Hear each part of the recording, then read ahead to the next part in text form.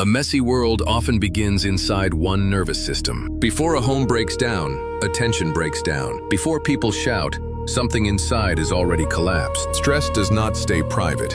It leaks. One anxious mind becomes one sharp word. One sharp word becomes a wounded room. A wounded room becomes a wounded neighborhood. And wounded neighborhoods become divided societies. This is how inner chaos becomes public chaos. We call it politics, culture, economy. But underneath, millions of unregulated nervous systems are colliding. A person who cannot meet their own pain often exports it into family, into work, into strangers, into nations. Spirituality said it simply: clean the inside first. Science says it too.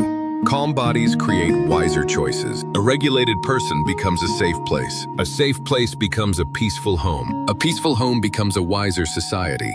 So healing yourself is not selfish. It may be the first act of social repair.